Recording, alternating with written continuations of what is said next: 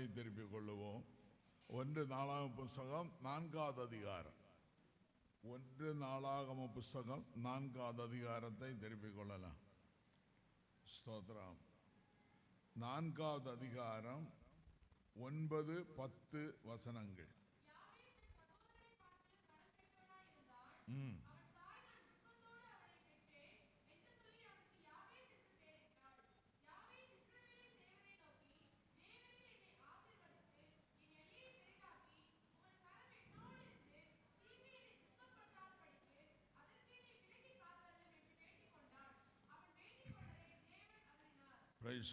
கண்களை மூடி ஜெபிப்போம். பரிசுத்தமுள்ள ஆண்டவரே, இந்த ஆசீர்வாதமான வேளைக்காக நன்றி செலுத்துகிறோம்.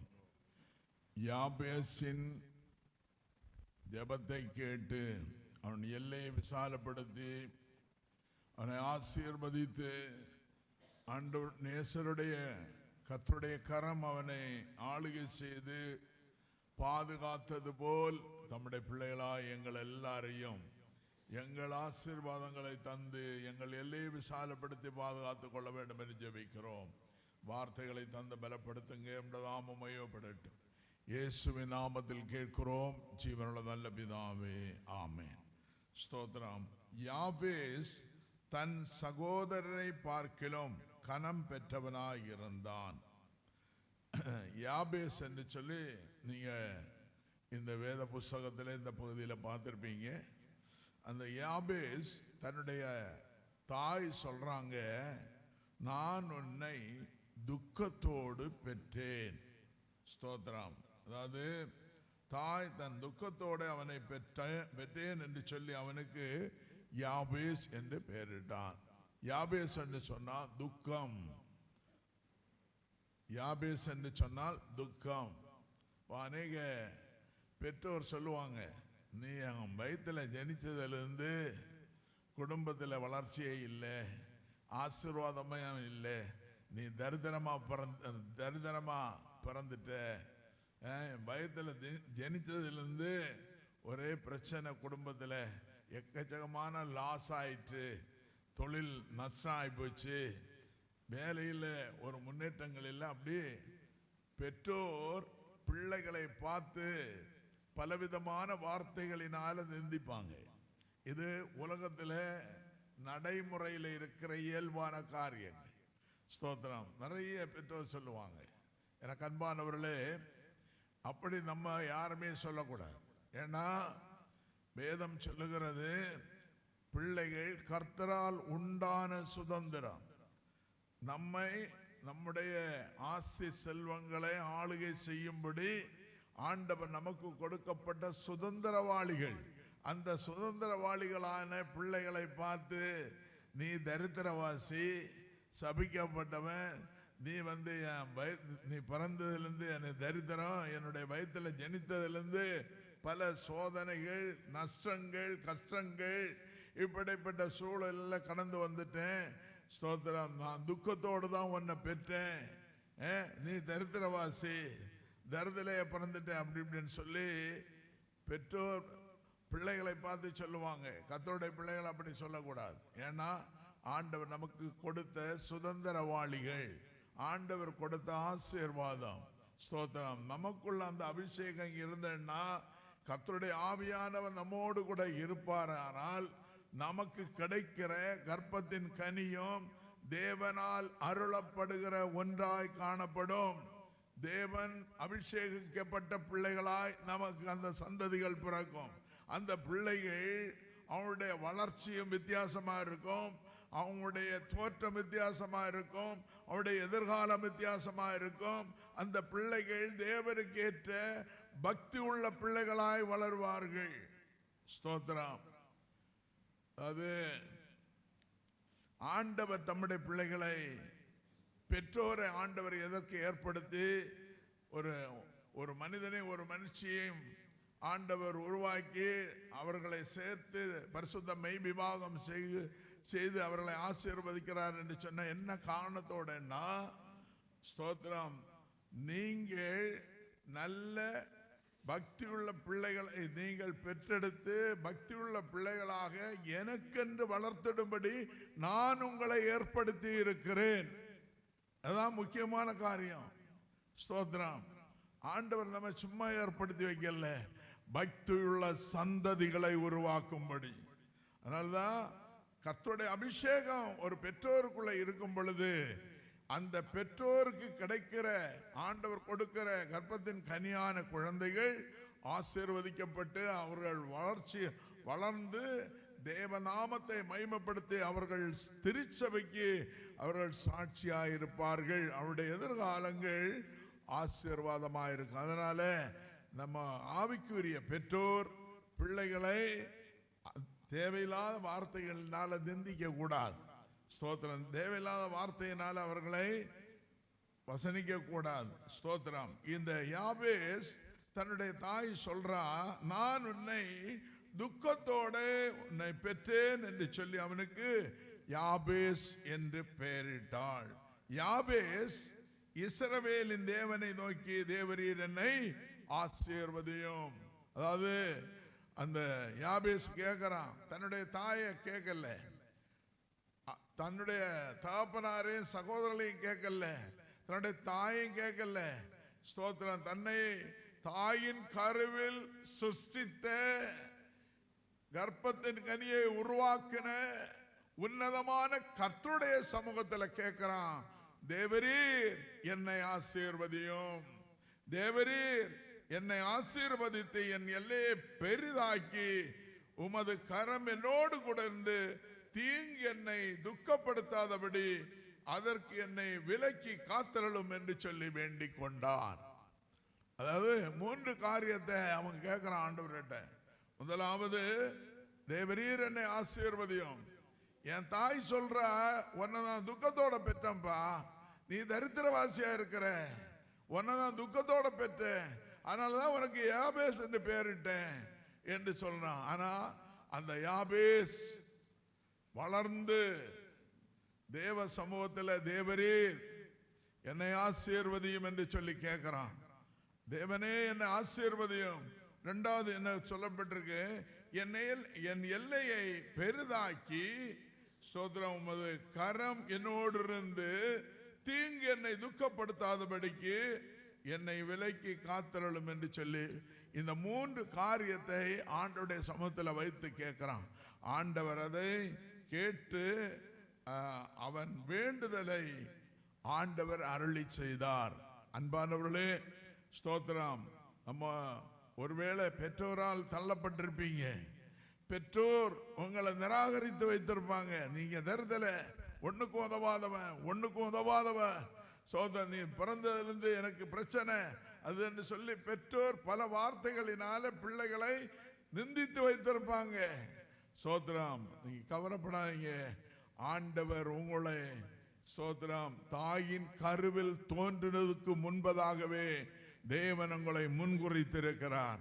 முன்குறித்த தேவன் தாயின் கருவில் தோன்றின அன்றே முதல் என் கண் கண்டது என்று சொல்லி பராமரித்து பாதுகாத்து சிறு குழந்தையாய் பிறந்து ஒருவேளை பெற்றோருடைய கண்களுக்கு முன்பதாக சோத்திரம் நாம் ஆகாதவர்களாய் காணப்படலாம்.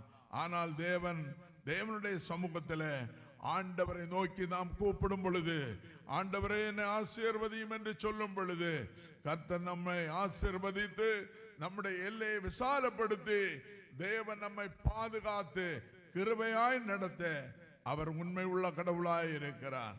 ஸ்தோத்திரம். இந்த 3 காரியத்தையும் நம்ம சுருக்கமா பார்த்து சீக்கிரமா முடிக்கலாம்.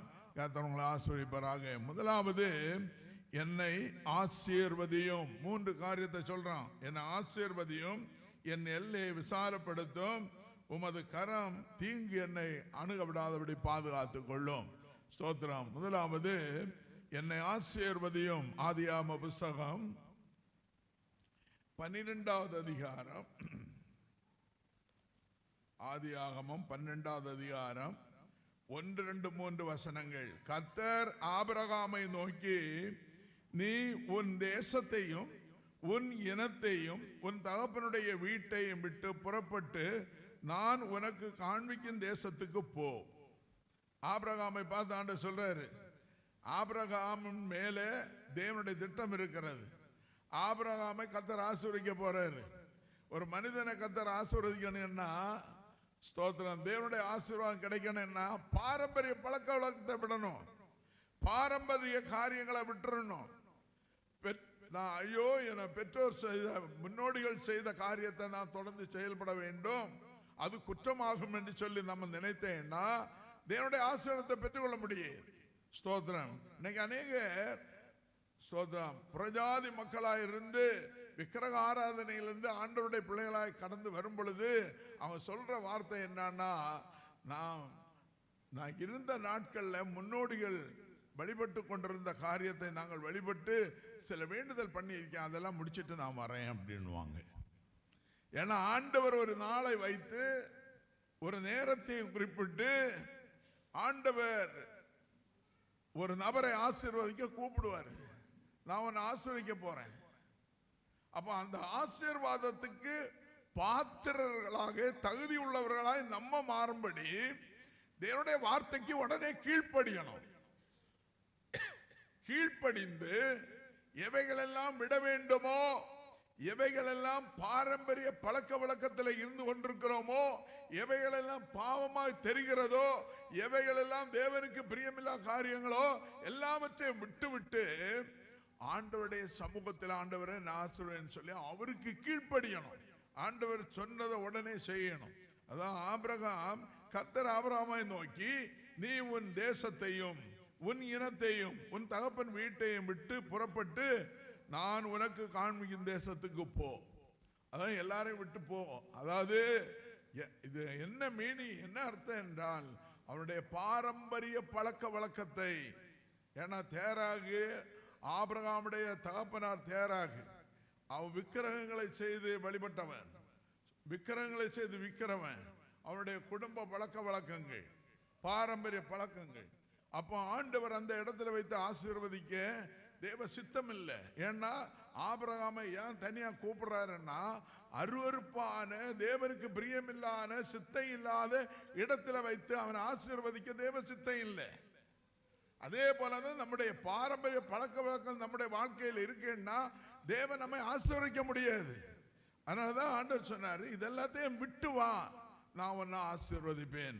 அடுத்த வசனத்தில் சொல்றேன், 2வது வசனம், நான் உன்னை பெரிய ஜாதியாக்கி உன்னை ஆசீர்வதித்து உன் பேரை பெருமைப்படுத்துவேன், நீ ஆசீர்வாதமாய் இருப்பாய்.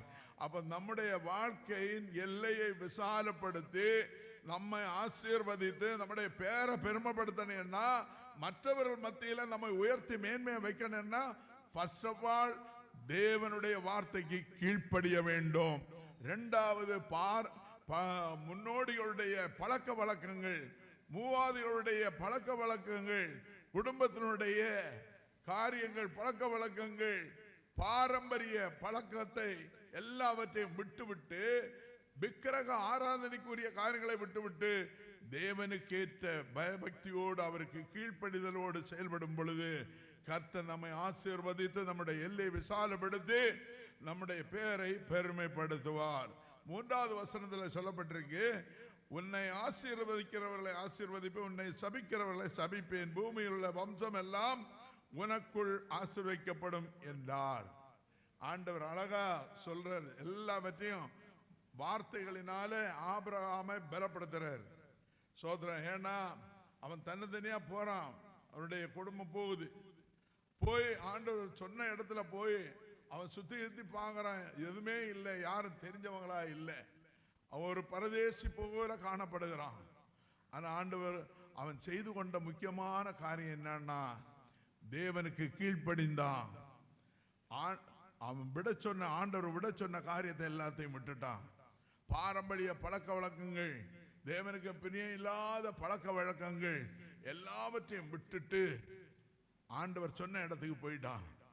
அடுத்தது தேவனுக்கு பிரியமான ஒரு பலிபீடத்தை ஏற்படுத்தி தேவன் ஏற்றுக்கொள்ளுகிற ஒரு நல்ல பலியை செலுத்தி தொழுது கொண்டான். அது தேவனுக்கு பிரியமா இருந்தது. தேவன் ஆபிரகாமை ஆசீர்வதித்தார். எனக்கு அன்பான தேவ பிள்ளைகளே, யாபேசை தேவன் ஆசீர்வதிக்க முக்கியமான காரணம் அவன் கீழ்ப்படிந்தான். ஸ்தோத்திரம்.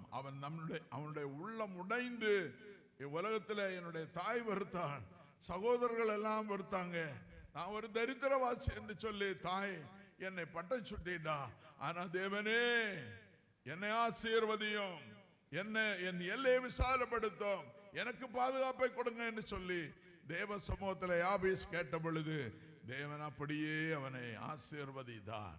அதே தேவன் ஆபிரகாமையும் ஆசீர்வதித்து அவனுடைய எல்லையை விசாலப்படுத்தி அவனுடைய பேரை கர்த்தர் பெருமைப்படுத்தினார். அல்லேலூயா. ஆதியாகம புத்தகம் 32வது அதிகாரத்தை திருப்பிக் கொள்ளுவோம். ஆதியாகமம் 32வது அதிகாரம். ஸ்தோத்திரம்.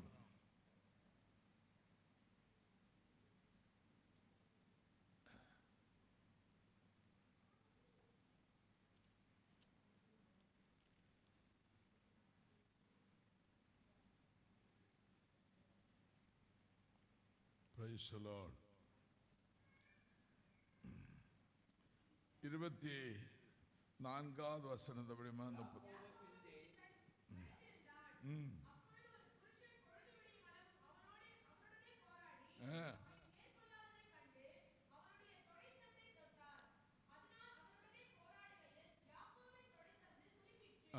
அதாவது யாக்கோபு தன்னுடைய மனைவிமார்களையும் பிள்ளைகளையும் நதியின் அக்கறைப்படுத்தி விட்டு அவன் தனியா இருக்கிறான்.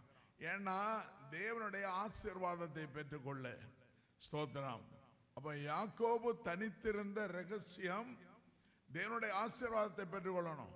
உலகத்தை அவன் ஏமாற்றிட்டான், தன் சகோதரனாய ஏசாவை ஏமாற்றிட்டான். இனி ஆண்டவரை ஏமாற்ற முடியாது. அவன் தன்னுடைய உலகத்தில் அவன் ஆசீர்வாதமாக இருக்கணும்னா தன்னுடைய தகப்பனாருடைய ஆசீர்வாதம் இவன் மேல் வந்து பலிக்கணும்னா தேவன் இவனை ஆசீர்வதிக்கணும். அதுக்காக அவன் என்ன செய்தான்?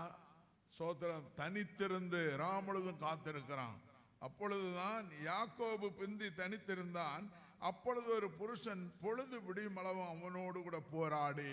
அப்போ தேவன் மறைமுகமா அவனோடு போராடுறாரு. நீ எதுக்கு நீ தனியா இருக்கிற? அவனை மேற்கொள்ளாததை கண்டு அவனுடைய தொடை சந்தை தொட்டார். அவனுக்கு புரியல, கர்த்தர் என்ன என் கூட இருக்கிறாரு, கர்த்தர் என்ன ஆசீர்வதிக்க போறாரு, என் பேரை பெருமைப்படுத்த போறாரு என்பதை யாக்கோபு புரிந்து கொள்ளல. அவன் தனியா இருந்து போராடுறான்.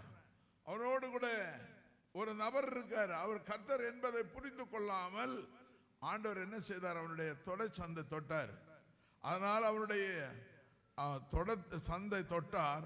அதனால் அவருடைய போராடுகையில் யாக்கோபின் தொடை சந்து சுளுக்கிற்று. அப்ப கூட அவனுக்கு தெரியல. 26வது வசனத்தை படியம்மா.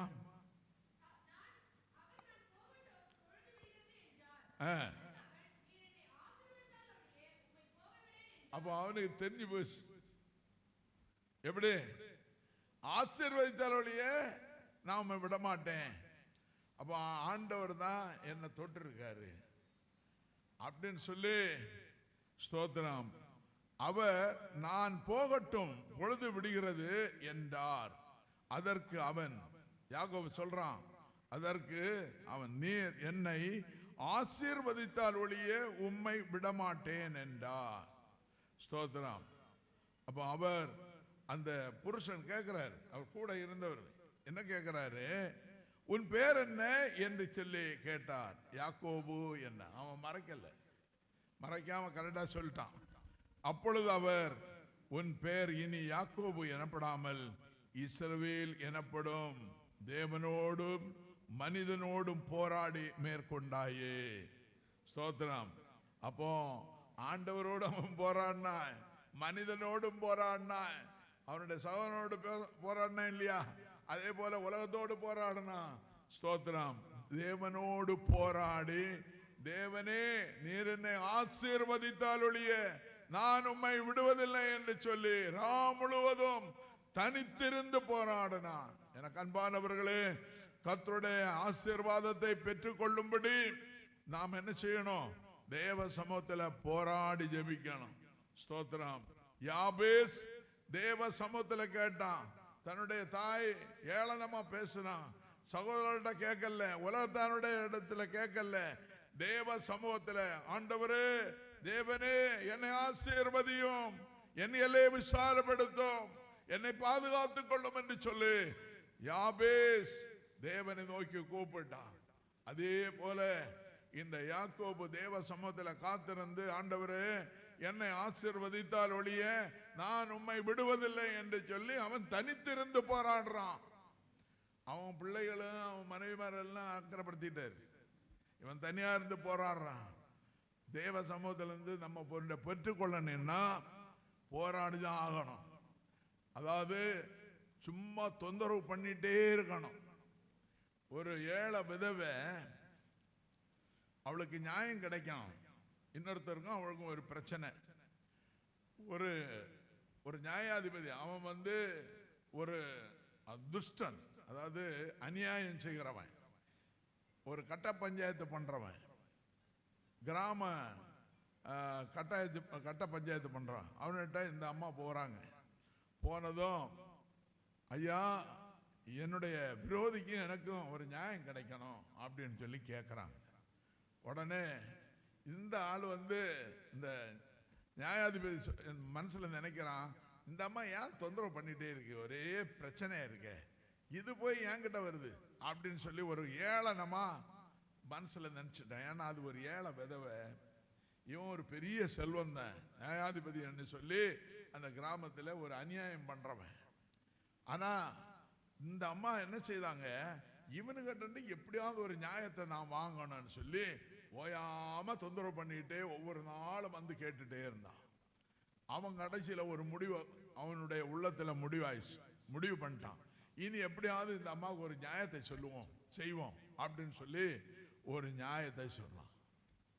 ஒரு கரெக்டான தீர்ப்பை சொன்னான். சோதரம் எனக்கு அன்பானவர்களே, தேவ சமூகத்துல நம்ம போராடி ஒரு அற்புதத்தை தான் பெற்றுக்கொள்ள முடியும். சும்மா ஏதோ வந்தோம் உட்கார்ந்தோம் ஜெபம் பண்ண போனோம் இல்ல, தெய்வ சமூகத்துல போராடி ஒவ்வொரு காரியங்களையும் பெற்றுக்கொள்ள வேண்டும். சோதரம் ஓயாம ஆண்டவர்கிட்ட கேட்கணும், ஆண்டவரே எனக்கு இதை தாருங்க, இந்த ஆசீர்வாதத்தை தாருங்க, இந்த நன்மையை தாருங்க, எனக்கு இந்த அற்புதம் நடக்கட்டும், எனக்கு இந்த காரியத்தை கொடுங்க சொல்லி ஓயாம கர்த்தருடைய சமூகத்துல காத்திருக்கணும். யாக்கோபு என்ன செய்தான், தனித்திருந்து இரா முழுவதும் போராடணும். அவங்க கூட ஒரு புருஷர் இருந்தாரு, அவரு உன்னதமான கர்த்தர் என்பதை அவன் புரிந்து கொள்ளல.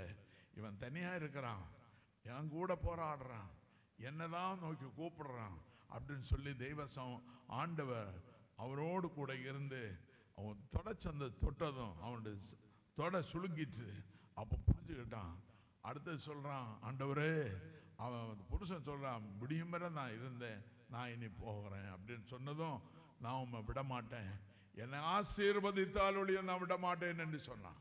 கடைசியா புருஷன் கேட்டாரு, உன் பேர் என்ன?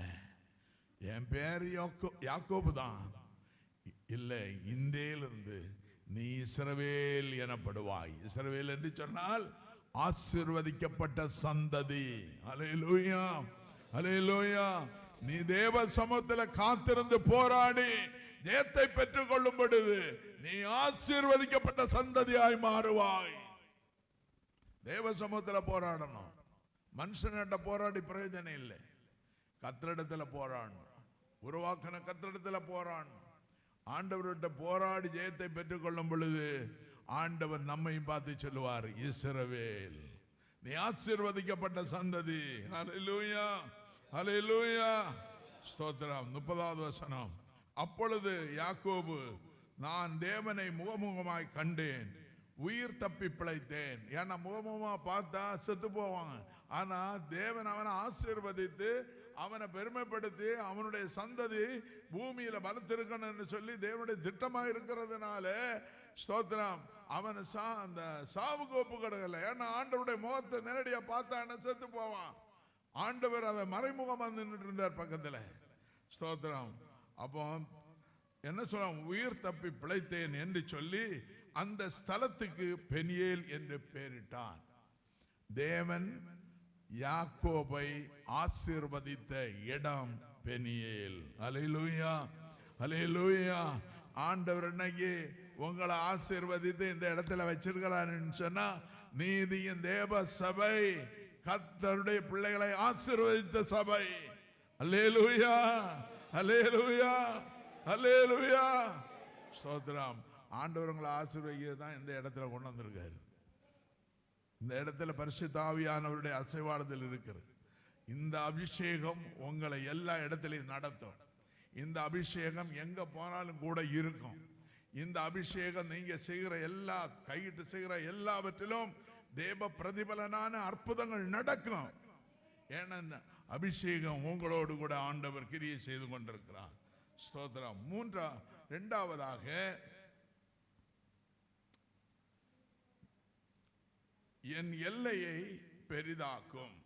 என் எல்லையை பெரிதாக்கும். யாபேசு சொல்றான், ஃபர்ஸ்ட் என்னை ஆசீர்வதியும், இரண்டாவதாக என் எல்லையை பெரிதாகும். ஏன்னா ஆசீர்வாதம் பண்ணிட்டு ஆசீர்வதிச்ச பிறகு ஒரு குறுகின இடத்தை மட்டும், குறுகின ஆசீர்வாதம் மட்டும் இல்லை, அவன் கேட்கிறான் என் எல்லையை விசாலப்படுத்தும். ஆசீர்வதித்து எல்லையை விசாலமாக்கும்.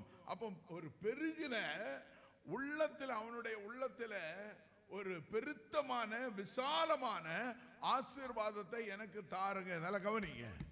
ஸ்தோத்திரம். அதாவது குறுகின ஆசீர்வாதம் இல்ல, குறுகின கட்டத்துக்குள்ள இல்ல, ஒரு விரிவாக்கமான திட்டமான ஆசீர்வாதத்தை எனக்கு தாருங்கன்னு சொல்லி யாபேஸ் கேட்கிறான். ஸ்தோத்திரம். எடுத்துக்கொள்ளுங்க. ஆதியாகம புஸ்தகம் 26வது அதிகாரம் 26வது அதிகாரம் 12, 13, 14 வசனங்கள். ஈசாக்கு அந்த தேசத்தில் விதை விதைத்தான். கர்த்தர் அவனை ஆசீர்வதித்ததினால் அந்த வருஷத்தில் 100 மடங்கு பலன் அடைந்தான். ஈசாக்கு அந்த தேசத்தில் விதை, எந்த தேசத்துல? கர்த்தர் சொன்ன தேசத்துல. ஆண்டவர் கூப்பிட்டு சொன்னாரு, இந்த தேசத்துல விதை விதையாப்பா, இந்த தேசத்துல நீ அறுவடைக்கு காத்திரு, நீ விதைத்த விதையின் பிரதிபலனை அறுக்க காத்திரு, நீ இங்கே இரு, இந்த இடத்துல விதை விதை என்று சொல்லி தேவன் சொன்ன மாத்திரத்தில் ஆண்டவர் சொன்னதுக்கு கீழ்ப்படிந்தான். ஈசாக்கு கீழ்ப்படிந்து அந்த தேசத்துல விதை விதைத்தான். அதே வருஷத்துல 100 மடங்கு பலனை பெற்றான். அருமையான தேவ பிள்ளைகளே, கர்த்தருடைய ஆசீர்வாதத்தை நீ பெறணும்னா நீ 100 மடங்கு ஆண்டவருக்கு கீழ்ப்படிந்து இருந்தாதான் 100 மடங்கு பலனை பெற்றுக்கொள்ள முடியும். ஸ்தோத்திரம். ஏதோ வரோம் ஏதோ போறோம் அப்படி அல்ல. கர்த்தருடைய வார்த்தைக்கு கீழ்ப்படியணும். கர்த்தருடைய வார்த்தைக்கு நீ உண்மையா இருக்கணும். கர்த்தருடைய வார்த்தையை குறித்து விசுவாசிக்கணும். ஆண்டவருக்கு நீ பயப்படணும். ஏன்னா நம்ம படைத்த தெய்வம் அவர் சர்வ வல்லமுள்ள கடவுள். அவர் பெரிய தேவன். உன்னை ஆசீர்வதிக்க முடியும், உன்னை கவுத்து விடவும் முடியும். ஸ்தோத்திரம். உன்னை ஆசீர்வதிக்கணும்னா ஃபர்ஸ்ட் ஆஃப் ஆல் நீ ஆண்டவருக்கு கீழ்ப்படியணும், ஆண்டவருக்கு பயப்படணும், ஆண்டவருக்கு உண்மையா இருக்கணும், ஆண்டவரை விசுவாசிக்கணும். அப்பொழுது யாபேசின் எல்லையை விசாலப்படுத்தின தெய்வம் நம்முடைய எல்லையும் விசாலப்படுத்துவார். அவர் நம்மை ஆசீர்வதித்து உன்னுடைய எல்லையை விசாலப்படுத்துவார். ஈசாக்கு விதை விதைத்தான், 100 மடங்கு பலனை பெற்றுக் கொண்டான். 13வது வசனம். அவன் ஐஸ்வர்யனாகி வரவர விருத்தி அடைந்து மகா பெரியவனானான். அப்போ குறுகின கட்டம் இல்லைங்க. ஸ்தோத்திரம். யாபேசு சொல்றான் என் எல்லையை விசாலப்படுத்துங்க. அதே போலதான் ஈசாக்கு சொல்றான். ஈசாக்கு அவன் ஐஸ்வர்யனாகி வரவர விருத்தி அடைந்து மகா பெரியவனானான். அவனுடைய எல்லையை விசாலமாகுது. மகா பெரியவன். ஆண்டவர் ஒரு மனிதனை ஆசீர்வதிக்கும் பொழுது குறுகின வட்டத்துக்குள்ள வச்சு ஆச்சரிய மாட்டார். ஒன்று கொடுக்கும் பொழுது பூரணமாக கொடுப்பார். அவனுடைய எல்லை விசாலமாகும். அவனுடைய எல்லை விசாலமாகி வர வர விருத்தி அடைந்து அவன் பெரியவன் ஆகி ஸ்தோத்திரம் அநேகருக்கு ஒரு பிரகாசமான ஒரு வாழ்க்கை வாழும்படியான ஒரு பெரிய பாக்கியத்தை கொடுப்பார். அப்போ ஈசாக்கு ஸ்தோத்திரம் அந்த குறுகின வட்டம் அல்ல, அவன் ஐஸ்வர்யனாகி வர வர விருத்தி அடைந்து மகா பெரியவனானான்.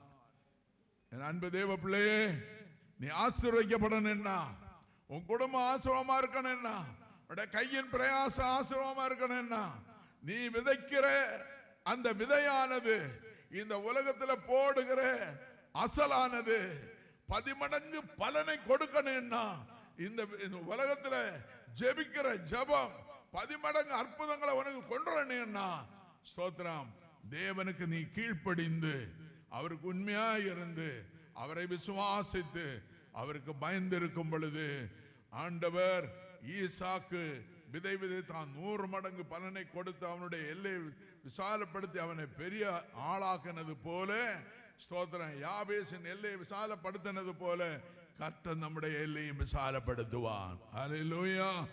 அவனுக்கு ஆட்டு மந்தையும் மாட்டு மந்தையும் அநேக பணிவிடைக்காரரும் இருந்தபடியினால் பெலிஸ்தர் அவன் பேரில் பொறாமை கொண்டு அவனுடைய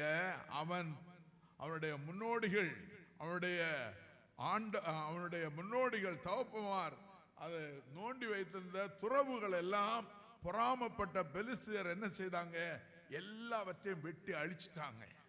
ஏன்னா இவன் இருக்க இருக்க ஆசீர்வதிக்கப்பட்டு இருக்க விருத்தி அடைந்து அவன் பேர் பெருமைப்படுது. ஸ்தோத்திரம், பொறாமப்பட்டாங்க. எனக்கு அன்பானவர்களே ஸ்தோத்திரம், கர்த்தர் உங்களை ஆசீர்வதித்து உங்க எல்லையை விசாலப்படுத்தும் போது மற்றவர்கள் பார்த்து பொறாமப்படுவாங்க. ஏன் தெரியுமா, இவங்க எப்படியோ இருந்தாங்க, எப்படியோ ஆசீர்வதிக்கப்பட்டாங்க, எப்படியோ வந்தாங்க, எப்படியோ இருக்கிறாங்க. ஸ்தோத்திரம், இது கர்த்தரால் உருவாக்கப்படுகிற காரியம். ஏன்னா கர்த்தருடைய பிள்ளைகள் கர்த்தருக்கு பயந்து அவருடைய வார்த்தைக்கு கீழ்ப்படிந்து அவருக்கு உண்மையா இருந்து அவரை விசுவாசித்து அவரை நோக்கி கூப்பிடும் பொழுது யாபேசின் எல்லையை ஆசீர்வதித்து அவனை ஆசீர்வதித்து அவனுடைய எல்லையை விசாலப்படுத்தி அவனுக்கு பாதுகாப்பை கொடுத்தது போல ஸ்தோத்திரம், ஈசாக்கு 100 மடங்கு பலனை பெற்று அவனுடைய எல்லையை விசாலப்படுத்தி அவனுடைய பெயரை பெருமைப்படுத்தினது போல கர்த்தர் நம்முடைய எல்லையும் விசாலப்படுத்தி நம்மையும் பெருமைப்படுத்துவார். ஹல்லேலூயா, ஹல்லேலூயா. நம்ம பெருமையா மாறண்டாங்க, கர்த்தர் அவங்கள பெருமையாய் வைப்பார். ஹல்லேலூயா, ஹல்லேலூயா. மூன்றாவதாக ஸ்தோத்திரம், தீங்கு நேரிடாதபடி பாதுகாத்து கொள்ளும். முதலாவது யாபேஸ் சொல்றான், ஆண்டவரே தேவரே என்னை ஆசீர்வதியும். இரண்டாவது சொல்றான், என் ஆசீர்வதித்தது மட்டுமல்ல என் எல்லையை விசாலப்படுத்தும். மூன்றாவது சொல்றான், தீங்கு நேரிடாதபடி என்னை பாதுகாத்து. ஏன்னா எல்லை விசால ஆக ஆக தீங்கான காரியம் நம்மை தொடரும். ஏன்னா யாராவது நம்மை சார்ந்தவர்கள், நம்முடைய சொந்த பந்தம் ஆனாலும் சரி, நம்மை சார்ந்தவர்கள் நண்பர்கள் ஆனாலும் சரி, பார்க்கிறவன் சரி, எப்படியாவது இவங்களை தீர்த்து கட்ட வேண்டும், இவங்க முன்னேறிட்டு இருக்கிறாங்க, இவங்களுக்கு ஏதாவது ஒரு பிரச்சனை உண்டாக்க வேண்டும் என்று சொல்லி தீங்கான காரியத்தை கொண்டு வருவாங்க. அதுக்காக தான் யாபேசு சொல்றான், தேவனே தீங்கு என்னை நேரிடாதபடி என்னை பாதுகாத்து கொள்ளும். ஹல்லேலூயா, ஹல்லேலூயா. ஸ்தோத்திரம். ஆதியாகம புஸ்தகம் 37வது அதிகாரம்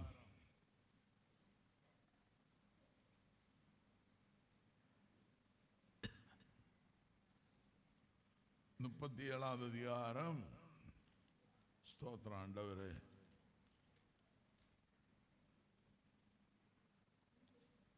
37வது அதிகாரம் 28வது வசனம். அந்த வர்த்தகரான மீதியார்கள் கடந்து போகிற போது அவர்கள் யோசேப்பை அந்த குழியிலிருந்து தூக்கி எடுத்து அவனை இஸ்மவேலர்கள் கையில் 20 வெள்ளிக்காசுக்கு விற்று போட்டார்கள். யாரு விற்று போட்டது? தன்னுடைய சகோதரர்கள். என்ன செய்தாங்க? இந்த யோசேப்பு யாருன்னா யாக்கோபுடைய மகன். இந்த யோசேப்பு சொப்பனக்காரன். நல்ல சொப்பனம் பார்ப்பான், நல்ல தரிசனம் பார்ப்பான். பார்த்துட்டு தன்னுடைய அப்பா கிட்ட போய் சொல்லுவான், இப்படி எல்லாம் சொப்பனம் பார்த்தேன், தரிசனம் பார்த்தேன்.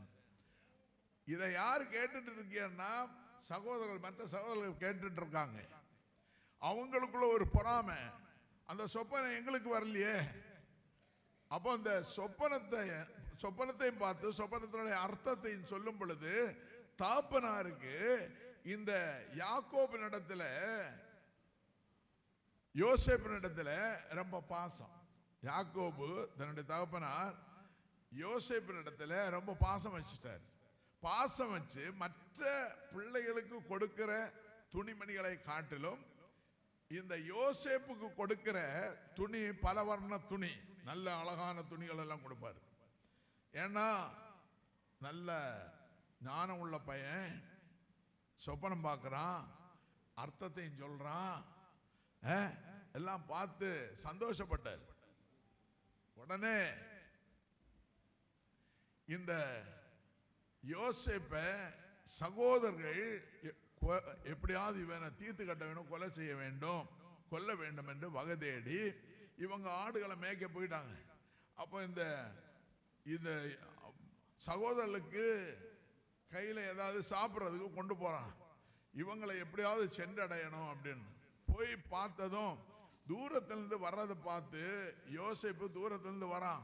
வரதை பார்த்து தன்னுடைய சகோதரெல்லாம் ஒரு சதி திட்டம் தேடுறாங்க. இவனை இன்னைக்கு எப்படியாவது கொல்லணும், கொன்று வஸ்திரத்தை மட்டும் தகப்பன்கிட்ட அனுப்பணும் அப்படின்னு.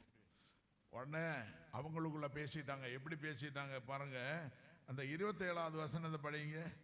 அவனை இந்த இஸ்மவேலருக்கு விற்று போடுவோம், மாறுங்கள், நமது கை அவன் மேல் படாதிருப்பதாக, அவன் நம்முடைய சகோதரன், நம்முடைய மாம்சமாய் இருக்கிறானே என்றான்.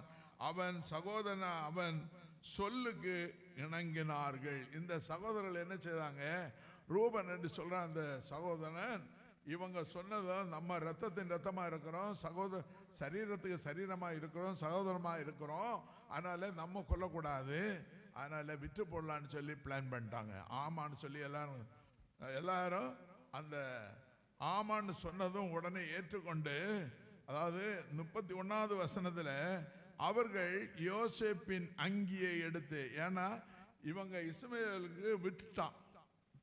எவ்வளவு காசுக்கு? 20 காசுக்கு, 20 வெள்ளி காசுக்கு இந்த யோசேப்ப வியாபாரத்துக்கு போகிற இஸ்மவேலுடைய கையில விட்டுட்டாங்க. இவங்க விற்ற பிறகு போத்திபாருடைய அரண்மனைக்கு இந்த யோசேப்பு கடந்து போறான். அங்க விற்கப்பட்டாச்சு. விற்ற பிறகு ஸ்தோத்திரம், அந்த இவங்க வந்து வீட்டுக்கு போற சமயத்துல யோசேப்பு எங்கன்னு சொல்லி தகப்பனார் கேட்பான். கண்டிப்பா கேட்பாங்க. உடனே இவங்க ஒரு பிளான் பண்ணிட்டாங்க. இந்த பள்ளத்துல தள்ளி அந்த அங்கிய கழட்டி கையில் எடுத்தாங்க. இவனை வித்தாச்சு. இவன் போத்திபாருடைய அரண்மனையில் இருக்கிறான். ஸ்தோத்திரம். அப்ப இஸ்மவேலுடைய கையில விற்கப்பட்டவன் ஸ்தோத்திரம் போத்திபாருடைய அரண்மனையில் அழகா இருக்கிறான். அந்த ஜீவனோட தான் இருக்கிறான். ஸ்தோத்திரம். ஆனா அந்த அங்கி மட்டும் சகோதரர்கள் கையில இருக்கு. இவங்க ஒரு ஐடியா பண்றாங்க. ஒரு ஆட்டுக்குட்டியை பிடிச்சு அதை கொன்று தோல் உரித்து ரத்தத்தை தோய்த்து இந்த பலவண்ண அங்கியில தோய்த்து தகப்பனாட்ட கொண்டு கொடுக்கணும். கொண்டு கொடுக்கும்ப என்ன சொல்லணும், உங்க ஞானத்தில் திறந்தவனும் நல்ல கனவும் நல்ல தரிசனத்தை பார்த்து அர்த்தத்தை சொல்ற அந்த யோசேப்பு என்கின்ற நம்முடைய சகோதரனை ஒரு துஷ்ட மிருகம் வந்து பீறி போட்டது, கொண்டு போட்டது, அவனுடைய அங்கிதான் இதுன்னு சொன்னான். தகப்பனார் ஏத்துக்கிட்டான். யாரு? யாக்கோபு அதை ஏத்துக்கிட்டாரு. ஏத்துக்கிட்டு அவனுடைய அங்கியை கிழித்து வேதனைப்பட்டு தனித்து நின்று துக்கமா இருந்தான். ரொம்ப கஷ்டப்பட்டான். மனசு ரொம்ப கஷ்டப்பட்டான். ஸ்தோத்திரம். எனக்கு அன்பானவர்களே, ஆண்டவர் யோசேப்போடு இருந்தார். அதாவது இந்த யாபேஸ் சொல்றான், தீங்கு ஒன்றும் என்னை நேரிடாதபடி என்னை பாதுகாத்துக் கொள்ளும். யோசேப்பு அவனுக்கு வந்த தீங்கை கர்த்தர் தடுத்து நிறுத்தி எந்த தீங்கும் அணுக விடாதபடி ஆண்டவர் யோசேப்பை போத்திபாருடைய அரண்மனையில அழகா இருக்கும்படி தேவன் கூட இருந்தார். அப்போ யோசேப்பு ஸ்தோத்திரம் நல்ல ஞானம் உள்ளவன். என்ன சொல்லப்பட்டிருக்கு யோசேப்பை குறித்து? ஸ்தோத்திரம். அவன் காரிய சித்தி உள்ளவனாய் காணப்பட்டான். என்ன?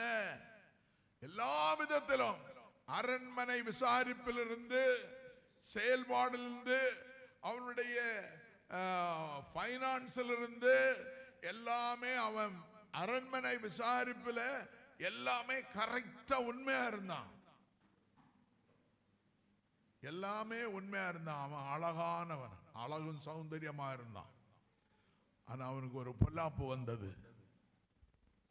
என்ன?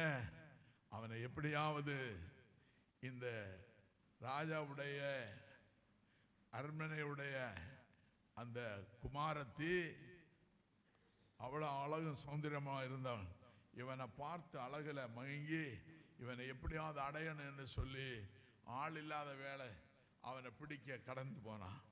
அவன் என்ன செய்தான்? இந்த பொல்லாப்புக்கு நான் ஆள் அல்ல. ஸ்தோத்திரம். நான் ஆண்டவருக்கு பதில் சொல்லணும். இந்த அரண்மனை விசாரிப்புல எல்லாவற்றையும் என் கையில ஒப்பு கொடுத்திருக்காங்க. நான் இதை விட்டு விட்டு ஸ்தோத்திரம் இந்த அநியாயத்தை நான் செய்யக்கூடாதுன்னு சொல்லி அவன் தன்னுடைய வஸ்திரத்தையே விட்டு எறிந்து விட்டு ஓடி போயிட்டான். ஓடினான். எல்லாரும் கூட அவன் மேல தப்பான பழி சொன்னாலும் கூட அந்த பழி அவன் மேல் ஏற்றுக்கொள்ள விடாதபடி தேவன் யோசேப்போடு கூட இருந்து எந்த தீங்கும் பழியும் அணுக விடாதபடி தேவன் யோசேப்பை பாதுகாத்தார். அவன் சகலத்துக்கும் காரிய சித்தி உள்ளவனாய் சகல காரியங்களிலும் உண்மையும் நேர்மையும் ஞானமும் உடையவனாய் காணப்பட்டான். எனக்கு அன்பான தேவ பிள்ளைகளே, ஸ்தோத்திரம். யாபேசு சொல்றான், ஆண்டவரே, தீங்கு என்னுடைய எல்லை விசாலப்படும் பொழுது, என்னை ஆசீர்வதிக்கும் பொழுது, ஸ்தோத்திரம், தீங்கு வரும். பலருடைய தீங்கு என்னை சூழ்ந்து வரும். ஸ்தோத்திரம். ஆனா அந்த டைம்ல என்னை பாதுகாத்துக்கிடுன்னு சொல்லி யாபேசு சொல்றான். அதே போலதான் யோசேப்பு சொல்றான். யோசேப்போட கர்த்தர் கூட இருந்ததுனால கர்த்தர் எந்த தீமைக்கும் ஒப்பு கொடுக்க விடாதபடி, சாவுக்கும் ஒப்பு கொடுக்க விடாதபடி, ஸ்தோத்திரம், அத்தனை சகோதரன் மத்தியில அவன் போத்திபாருடைய அரண்மனையில அழகா வாழ்ந்து அரண்மனை விசாரிப்பு காலில் முக்கியமான பொறுப்புகளை நான் பெற்று சாட்சியா இருந்தான். கர்த்தர் கூட இருந்தார். எந்த தீமையும் அவனை அணுக விடாதபடி ஆண்டவர் ஆசீர்வாதமாய் நடத்தின. கடைசியில் அந்த ஹிஸ்டாரிக்கல் எல்லாம் பார்த்தீங்கன்னா, ஸ்தோத்திரம், தேசத்துல பஞ்சம் வருது. அத்தனை சகோதரர்களும் இந்த யோசேப்பு இடத்துல கடந்து வராங்க. ஏன்னா இவங்க தேசத்துல பஞ்சம் இல்லை. ஏன்னா யோசேப்போடு கர்த்தர் கூட இருந்ததுனால தேசத்துல பஞ்சம் வராதபடி, அரண்மனையில எந்த குறையும் வராதபடி தேவன் ஆசீர்வதித்து எல்லை விசாலப்படுத்தி ஆசீர்வாதமாய் பாதுகாத்து வந்தார். அதனால அந்த சகோதரர்கள் அந்த பஞ்ச நாட்களில ஸ்தோத்திரம் தன்னுடைய சகோதரனிடத்துல வராங்க. ஆனா சகோதரன் என்று புரிந்து கொள்ளல. ஸ்தோத்திரம். அவங்க எல்லாம் அந்த பொருட்கள் எல்லாம் அவங்க கோணி நிறைய வச்சு அழுத்தி எடுத்து கொடுப்பாரு யோசேப்பு. அப்பொழுதுதான் கண்கள் திறக்கப்பட்டது. ஐயோ, நம்ம சாகிறதுக்காக ஒப்பு கொடுக்கப்பட்ட அந்த சகோதரன் யோசேப்பு, கடைசியில அவனை எப்படியாவது கொலை செய்ய வேண்டும் என்று நினைத்த அந்த சகோதரர்கள், ஸ்தோத்திரம், ஆண்டவர் யோசேப்போடு இருந்தபடியால் அவன் காரிய சித்தி உள்ளவனாக வாழ்ந்து, ஸ்தோத்திரம், எல்லா விதத்திலும் உண்மையா இருந்ததுனால அவனையும் அவனுடைய அரண்மனை வாழ்க்கையும் அவன் தேசத்தை ஆசீர்வதித்து பஞ்சம் வராதபடி ஆசீர்வாதமாக நடத்தினார். அவனுடைய சகோதரர்கள்லாம் அவனிடத்தில் வந்து ஸ்தோத்திரம் உதவி கேட்டு அவன் தேசத்தில் உள்ள பஞ்சத்தை காணப்படாதபடி பார்க்க தேசத்தினுடைய ஆசீர்வாதத்தை பெற்றுக்கொண்டு கடந்து செல்ல ஏதுவாக இருந்தது. ஸ்தோத்திரம். எனக்கு அன்பான தேவ பிள்ளைகளே, ஸ்தோத்திரம், யாபேஸ், ஆண்டவரே என்னை ஆசீர்வதியும், என் எல்லையை விசாலப்படுத்தும் பொழுது தீங்கு என்னை நேரிடாதபடி பாதுகாத்துக் கொள்ளும். அதே போலதான் யோசேப்பு தன் வாழ்க்கையில எந்த தீமையை அணுகக்கூடாது என்று சொல்லி தேவன் அவரோடு கூட இருந்து அவன் காரிய சித்தி உள்ளவனாய் காணப்பட்டு ஆசீர்வாதமாக இருந்தான். கர்த்தர் நம்முடைய வாழ்க்கையிலேயும் ஸ்தோத்திரம், ஒருவேளை நமக்கு ஆபத்தான சூழ்நிலை கடந்து வரும், போராட்டங்கள் கடந்து வரும் என்றாலும் கூட நாம் தேவனோடு இசைந்திருந்து தேவனுடைய அந்த வெளிப்பாடுகளை பெற்று அவரோடு இசைந்திருந்து அவரை விடாதபடி தொடர்ந்து செயல்படும் பொழுது நாம் எந்த இடத்துல நம்மை வஞ்சித்தாலும், எந்த இடத்துல நம்மை தோல்வியை சந்தித்தாலும், எந்த இடத்துல வஞ்சிக்கப்பட்டு போனீர்களோ அதே இடத்துல அதே சோதரம் யார் யாரால் வஞ்சிக்கப்பட்டீர்களோ அவர்கள் உங்கள் பக்கத்தில் வரும் வரையிலும் கர்த்தர் அந்த அற்புதங்களை செய்ய உண்மை உள்ளவராய் இருக்கிறார். யாரால வஞ்சிக்கப்பட்டீங்களோ அவங்க வருவாங்க உங்களை தேடி, அந்த அளவு அற்புதங்களை செய்வார். நம்முடைய தேவன் சர்வ வல்லமுள்ள தேவன். ஹல்லேலூயா. எல்லாரும் எழுப்புங்க, கர்த்தருடைய சமூகத்தில் எல்லாரும் எழும்பி ஆண்டவரை நோக்கி கூப்பிடுவோமா? ஹல்லேலூயா, ஹல்லேலூயா, ஹல்லேலூயா, ஹல்லேலூயா. கிருபையுள்ளவரே, நாங்கள் உம்மை ஸ்தோத்திரிக்கிறோம். Thank you Lord. Hallelujah. அருள்நாத நாமமதில் ஒரு மனமாய் உருகி தொழுகின்ற நேரமெல்லாம் எழுந்திடுவார் நடுவில். நாம் தொழுகின்ற நேரமெல்லாம் எழுந்திடுவார் நடுவில். அருளாத நாமமதில் ஒரு மனமாய் உருகி தொழுகின்ற நேரமெல்லாம் எழுந்திடுவார் நடுவில். இதயம் நொறுங்கினோரே